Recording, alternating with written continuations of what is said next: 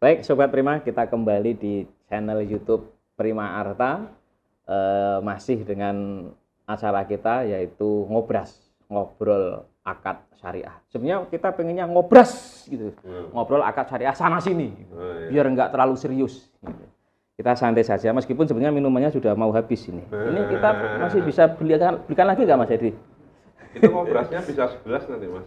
Gimana itu Gus? Sana sini sama semua santri gitu. Terutama santriwati. Jadi gini Gus, oke, kembali ke sini saya. Kita kembali ke acara ngobras, ngobrol akad syariah sana sini sama semua santri seluruh seantero dunia. Karena ini kita temanya sebetulnya kita pengen ngobrol, harapannya ini agak sedikit provokatif sebetulnya, ingin ingin mengajak kepada kalangan pesantren kok kayaknya gitu. Saya mohon maaf ini, saya yang bergelut di dunia lembaga keuangan syariah pun saya melihat banyak sekali DPS itu bukan dari pesantren. Kebanyakan mereka adalah yang mungkin di kampungnya atau di wilayahnya dia disebut sebagai ustadz. Itu. Nah, padahal nyuwun sewu kan belum tentu kan semua ustadz itu menguasai soal praktek-praktek ekonomi secara pemahaman fikih, pemahaman syariah yang benar gitu. Ya mudah-mudahan mereka mungkin dengan bekal dari DSN, dari buku fatwa DSN dan pelatihan-pelatihan yang mudah-mudahan nanti terpenuhi. Tapi ini saya berharap begini, kalangan pesantren itu ayo tampil, gitu loh, gitu Gus.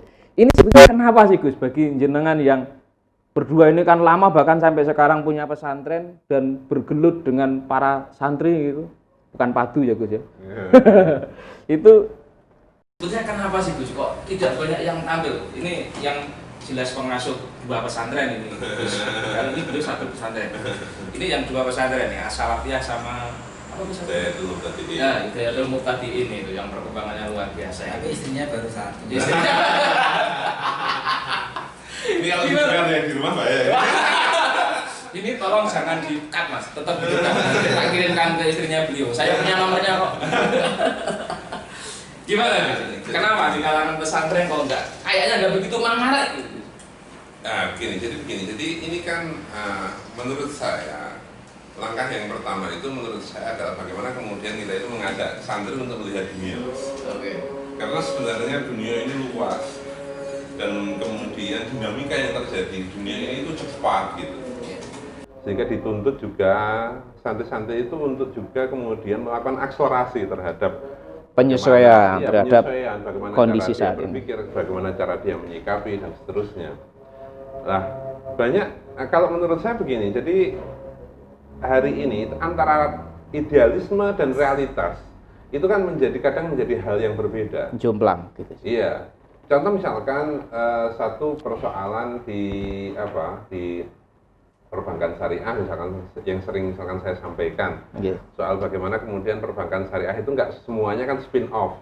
Iya. Nah, artinya konvensional tadi konvensional dengan syariah itu sudah kan betul-betul berpisah. sudah benar-benar berpisah belum? Ini Belum. kan nggak semuanya seperti itu juga Yeah, sih. yeah. Hanya yang benar-benar spin off itu mungkin baru berapa kan kira-kira Baru gitu. sebagian. Baru sebagian. Rata-rata mereka itu masih satu ruang lah antara konvensional dan syariah itu masih satu ruang lah. Apalagi kalau sudah masuk ATM Gus. Sama itu. Sama saja ya. Mau yang syariah mau sama itu. Sama saja ini. Nah, ini kadang-kadang kan santri nggak mau ini. Enggak ini masih bercampur ini. Lalu mengatakan lembaga keuangan syariah nggak syariah. Enggak syariah ini. Jadi masih terlalu idealis itu. Iya. Nah, maka suatu ketika saya pas suatu forum Pak Kiai Ma'ruf Amin itu kan pernah ditanya itu, Yeah. bagaimana praktek seperti itu? Oh nggak apa-apa, kalau ada uang konvensional yang masuk di syariah namanya uang taubat. Uang taubat itu. Jadi, nah ini kalau santri nggak mau. Nah, Itu lama-lama jadi dai juga Gus. Kan banyak itu artis tobat jadi dai Gus. oh iya. Nah ini yang kemudian menurut saya harus didorong bagaimana kemudian santri itu kemudian melihat realitas. Ya. Ya kan idealisme itu patut untuk diusung. Tetapi kita jangan lupa untuk melihat sesuatu itu serealistis mungkin. Serealistis Bisa enggak? Yang kedua, menurut saya kajian di pesantren itu kan masih terlalu syafi'iyah. Iya. Bukan terlalu Syafi'i, ya memang yang dikasih adalah mazhab Syafi'i. Mazhab Syafi'i. Ya. Semua kitab ala mazhab Syafi'i. Ala mazhab Syafi'i. Padahal hari ini perbankan syariah itu bicara tidak hanya berdasarkan mazhab Syafi'i, tapi berdasarkan madzhabul arba'ah atau bahkan fatwa mu'asyirah, fatwa-fatwa terkini, sekarang kontemporer.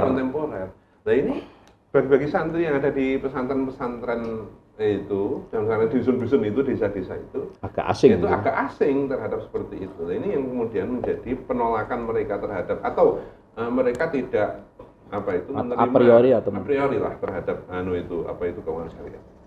Yang kedua, kalau saya lihat memang jasa keuangan ini itu akrab atau istilahnya itu prakteknya itu terjadi banyak pada daerah-daerah yang perkotaan. Padahal santri-santri itu basicnya pedesaan. Jadi mereka belum mengenal keuangan syariah, itu belum mengenal, atau keuangan konvensional saja belum mengenal, apalagi keuangan syariah. Nah ini yang kemudian menjadi problem di tengah masyarakat. Nah ini nantinya menurut saya ini bagaimana kemudian komunitas keuangan syariah ini itu akan harus lebih masif di pesantren-pesantren itu, akan untuk mendorong agar pesantren itu, karena mereka punya basic yang bagus, punya pemahaman yang bagus terhadap fikih, punya setidaknya untuk membaca referensi-referensi yang berbeda sebenarnya sudah punya basic untuk membaca, bagus ya.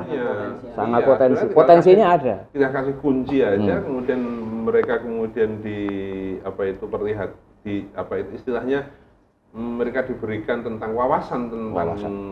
Saya pikir santri akan terbuka pada saatnya, kira-kira gitu. Kalau Gus Hadan sendiri kan jenengan dulunya santri, kalau sekarang pengasuh santri, sama ini dua-duanya ini dulunya santri, sekarang pengasuh santri. Kok jenengan tertarik mengkaji ekonomi syariah ini? Gitu. Sementara banyak santri-santri yang sampai hari ini juga belum banyak yang tertarik. Iya, nanti pada saatnya seperti disampaikan Gus Hanan tadi, kalau sudah melek, artinya sudah dihadapkan pada realita, orang itu idealisme itu nanti akan diuji oleh realita. Makanya kan. Nah, sayangnya di pesantren itu. Sayangnya santri melihat realita kalau sudah boyong, Gus. Udah boyong itu sudah mikir ekonomi sendiri, Gus. Itu makanya kan tugas kita lah untuk mengenalkan, kan gitu nih. Karena mestinya sekarang sudah saatnya itu di pesantren itu dimasuki pelajaran-pelajaran itu. Ekonomi syariah itu. Mereka hanya a priori itu tadi itu karena memang belum mengenal. Tak kenal maka tak sayang. Tak kenal maka tak sayang. Ditambah itu kan kita ada satu makalah yang masyhur di pesantren itu, al-jumud alal mangkulat dolalun fiddin, al-jumud alal mangkulat badan, selalu jumud atau bersikap apa sih pas jumud ini? Kolot dengan satu pandangan gitu. Terhadap mangkulat halal yang bersifat yang dinukil di kitab-kitab.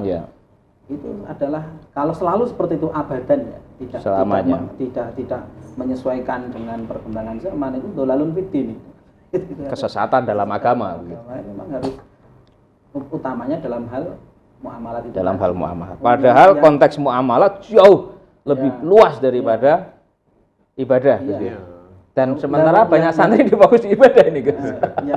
Nah itu termasuk juga. Jadi saya punya pengalaman itu dulu itu ketika di pesantren itu. Ketika ngaji fikih kok sudah masuk bab muamalah itu memang rata-rata pada males. Tidak sesemangat ketika ngaji bab wudu, bab sholat, bab ibadah gitu. Bab yang lain-lain itu. Kalau bab muamalah itu mereka pada mungkin karena terlalu abstrak gitu ya, Gus ya, mungkin Ki. Ya hitung-hitungan mungkin.